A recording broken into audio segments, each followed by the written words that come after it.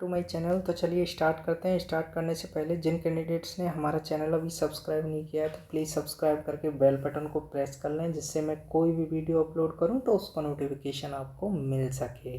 Okay, तो आज हम बात करेंगे आरआरबी ग्रुप डी की। आरआरबी ग्रुप डी का एग्ज़ाम कब होगा और सिटी इंटीमेशन कब आएगा।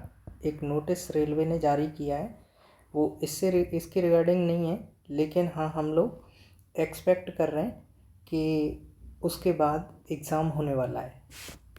ओके, तो मैं एक दो पॉइंट लास्ट वीडियो में मिस किया था, ठीक है, तो उसके ऊपर भी मैं डिस्कस करूँगा। वीडियो अगर लंबी हो तो उसके लिए थोड़ा सा क्षमा चाहते हैं। ओके, तो जैसे आपका आरआरबी ग्रुप डी,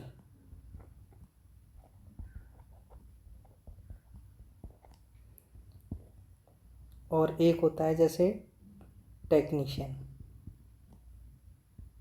1 और 3, ठीक है ना। तो ये मैंने बोला था, लेकिन मैं डिस्कस नहीं कर पाया क्योंकि वीडियो थोड़ा लंबा हो जाता। मेरे पास में भी इतना ज़्यादा टाइम नहीं था।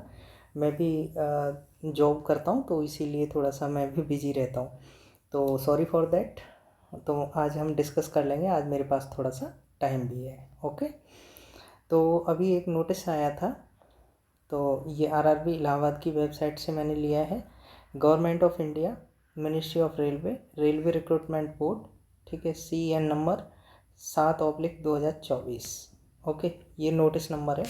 Recruitment of various post of ministerial and isolated category, notice of application status. मतलब जो MI कैटेगरी है ना, इसका स्टेटस इन्होंने डाल दिया है। उसको MI कैटेगरी के जो कैंडिडेट हैं वो एक बार साइट पर जा कर के विज़िट कर सकते हैं और अपना जो स्टेटस है उसको चेक कर सकते हैं, ठीक। उसके बाद में हमारा जो एक था आरआरबी NTPC का, एक था ग्रेजुएट लेवल का, फिर अंडर ग्रेजुएट का किया, फिर MI का मतलब मिनिस्ट्रियल आइसोलेटेड कैटेगरी। उसके बाद में आएगा हमारा ग्रुप डी। थोड़ी सी कंट्रोवर्सी यहाँ चल रही थी इसको लेकर के कि पहले MI का कराएं कि पहले ग्रुप डी का कराएं। तो पहले ये क्या करेंगे, MI का एग्ज़ाम करा लेंगे, ठीक है।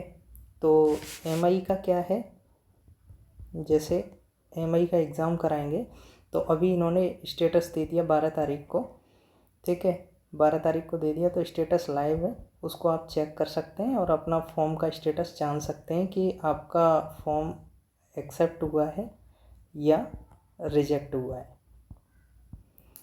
मैं गॉड से प्रे करता हूँ कि आपका रिजेक्ट ना हुआ हो, एक्सेप्ट ही हुआ हो, ठीक है, और आप अच्छे से आपका एडमिट कार्ड आए और एडमिट कार्ड के बाद फिर आप एग्ज़ाम देने के लिए जाएं।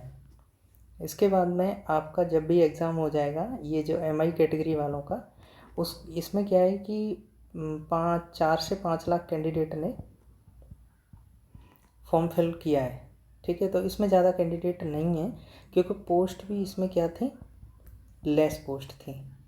ओके, कम पोस्ट थी, तो इसीलिए इसके कैंडिडेट भी कम है। लेकिन आरआरबी ग्रुप डी में क्या है,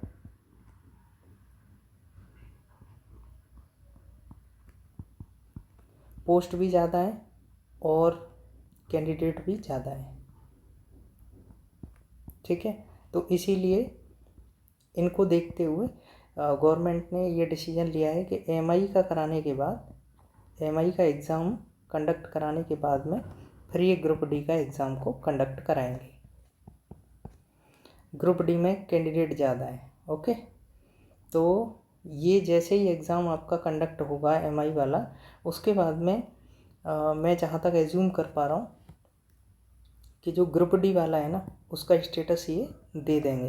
तो आपका ये जो एग्ज़ाम है वो अक्टूबर में होने की संभावना है। ओके, अक्टूबर में ले लेंगे इसको। उसके बाद में आपको आपकी प्रिपरेशन प्रॉपर चल ही रही होगी, ठीक है, तो प्रिपरेशन को प्रॉपर तरीके से करते रहिएगा, जिससे कि आप भी एक नौकरी वाले हो जाएं, ठीक है। तो चलिए चलते हैं बिना देरी करे हुए। मैं इसको MI कैटेगरी वालों के लिए थोड़ा सा एक बार रीड कर लेता हूँ इसे। वाइड CN नंबर 7/2024 पब्लिश 6/1 इतना 25 application were invited for various post ministerial and isolated category. The scrutiny of the application has been completed and a candidate can view status of their application under provisionally accepted or rejected। जो मैंने बात बोली है कि वो एक बार इस link पे जा कर के वो एक बार चेक कर सकते हैं कि उनका लिंक मतलब उन्होंने लिंक को एक्टिवेट कर दिया है और अपना स्टेटस को जान सकते हैं कि फॉर्म रिजेक्ट हुआ है या एक्सेप्ट हुआ है। और जिन लोगों का एक्सेप्ट हुआ है उनका एडमिट कार्ड आ जाएगा, जिनका रिजेक्ट हुआ उनका नहीं आएगा। ओके, तो आई होप आपका एक्सेप्ट हुआ हो और आप अच्छे से एडमिट कार्ड को डाउनलोड कर सकें एडमिट कार्ड आने के बाद। ओके, और ये सारी चीज़ें हैं, ये नंबर दिया है, ठीक है, ये तुम्हारा ईमेल वगैरह ये सब देते हैं और इस पे आप लोग 10 बजे से लेकर के 5 बजे तक आप अपनी क्वेरी को पूछ सकते हैं, ठीक है, डिस्कस कर सकते हैं। उसके बाद हम चलते हैं RRB ग्रुप डी और RRB टैग 1 और टैग 3। इसको मैं एक बार फिर समझा देता हूँ कि RRB ग्रुप डी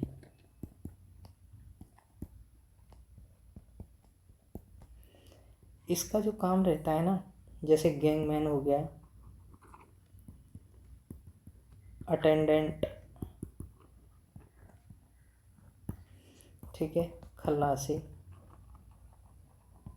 ये और भी बहुत सारी पोस्ट होती हैं जो कि इसके अंदर आती हैं, ठीक है, हेल्पर हो गया, तो ये सब पोस्टें इसके अंदर आती हैं, ठीक है, ट्रैकमैन हो गया। उसके बाद में जो ट्रैक मशीन जो रहती है ना, उस पर हेल्पर, और जो आपका जो JEE SSC जो रहते हैं, ठीक है, जो सेक्शन रहता है JEE SSC, जिसे सीनियर सेक्शन इंजीनियर बोलते हैं,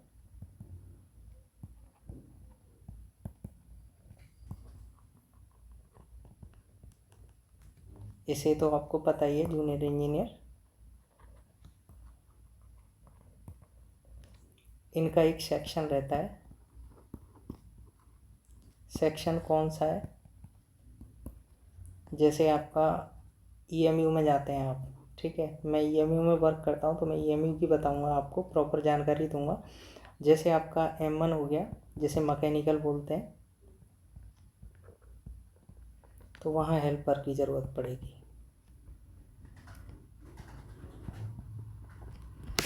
उसके बाद में न्यूमेटिक हो गया, जो प्रेशर सेक्शन होता है, प्रेशर से रिलेटेड, ब्रेकिंग सेक्शन हो गया, ठीक है, यहाँ हेल्पर होते हैं, मतलब हेल्पर आपकी हेल्पिंग के लिए होते हैं, ठीक है। उसके बाद जब हेल्पर का प्रमोशन होता है, जैसे यहाँ हेल्पर थे, हेल्पर के बाद जब भी प्रमोशन होगा तो 2 साल में या 3 साल में, वैसे मिनिमम 2 साल में हो ही जाता है, एक एग्ज़ाम होता है, उसके बाद ये प्रमोशन होता है। उसके बाद टैग 3 बनते हैं। ओके, तो टैग 3 बनेंगे। टैग 3 में भी जो मतलब टैग 3 हेल्पर टैग 3 के नीचे रहता है। ओके, तो ये क्या करेगा, इसकी रेस्पॉन्सिबिलिटी ज़्यादा होती है, मतलब जो टैग 3 रहता है ये रेस्पॉन्सिबिलिटी इसकी ज़्यादा होती है। उसके बाद में आता है टैग 2, इसकी रेस्पॉन्सिबिलिटी इससे ज़्यादा रहती है। उसके बाद में आता है टैग 1, इसकी रेस्पॉन्सिबिलिटी इससे ज़्यादा रहती है, ठीक है।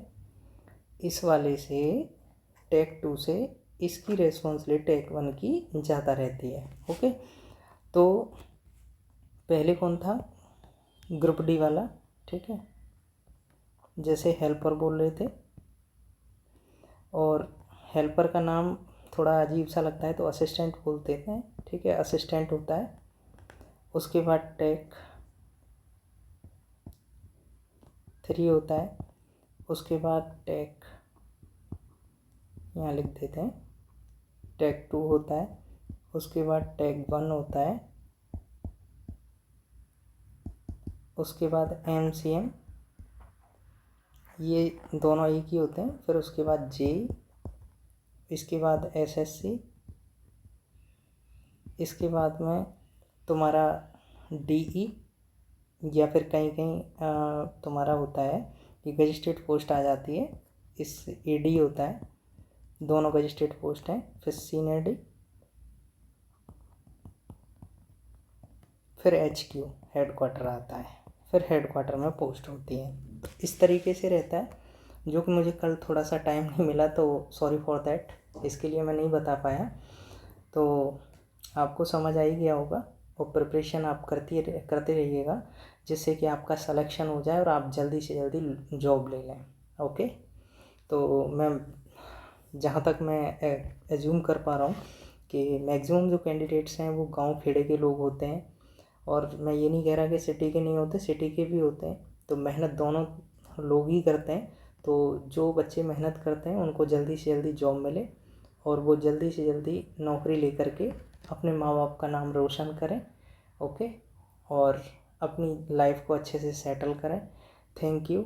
और जिन कैंडिडेट्स ने हमारा चैनल अभी सब्सक्राइब नहीं किया है, तो प्लीज़ सब्सक्राइब करके बेल बटन को प्रेस कर लें, जिससे मैं कोई भी वीडियो अपलोड करूं तो उसका नोटिफिकेशन आपको मिल सके। और मैं ऐसे ही नई नई कंटेंट्स आपको देता रहूँगा, अगर मुझे ऐसे ही सपोर्ट मिलता रहा तो। Thank you.